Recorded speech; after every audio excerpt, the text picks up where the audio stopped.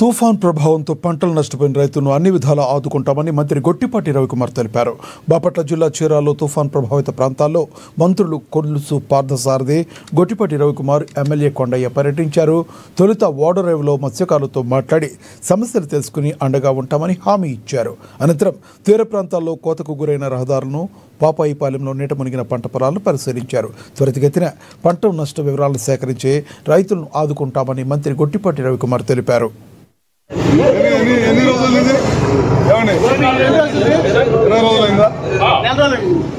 పొద్దు నుంచి నేను ఎమ్మెల్యే గారు, అట్లానే బాపట్ల ఎమ్మెల్యే గారు, మన పార్థసారథి గారు, ఇన్ఛార్జ్ మినిస్టర్ అందరూ తిరిగాము. ముఖ్యంగా వ్యవసాయ భూములు దాదాపు ఇది రెండోసారి పంట వేసుకున్నాం అన్నారు. చాలా చోట్ల ఆల్రెడీ ఒకసారి పంట వేస్తే పోయింది, మళ్ళీ పంట వేశారు. 20 రోజులు 4 రోజులు అయింది, మళ్ళీ పోయింది.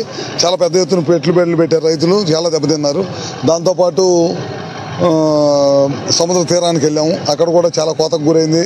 చాలామంది మత్స్యకారులు ఇబ్బంది పడుతూ ఉన్నారు. 10 రోజుల నుంచి పనులు కూడా వెళ్ళలేదని చెప్తున్నారు. వాళ్ళది కూడా ప్రభుత్వం దృష్టికి తీసుకెళ్ళాము. తప్పకుండా ముఖ్యమంత్రి గారి దృష్టికి తీసుకెళ్ళి తీర ప్రాంతంలో ఉన్న మత్స్యకారులందరూ కూడా న్యాయం చేసేదానికి చేస్తాం. ఇట్లాంటి పంట నష్టం రేపటి నుంచి ముఖ్యమంత్రి గారు వాళ్ళు తిరిగి వెళ్ళాడు. ఆల్రెడీ ఏరియల్ సర్వే చేశారు ముఖ్యమంత్రి గారు.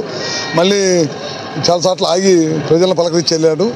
దాని మీద ఎక్కడైతే పంట దెబ్బతిందో అవన్నింటిని కూడా ఎన్యూమరేషన్ చేసి రాసి తొందరలోనే పంట నష్టం జరిగిన రైతులందరూ కూడా న్యాయం చేసేదాన్ని ప్రభుత్వం కృషి చేస్తారు.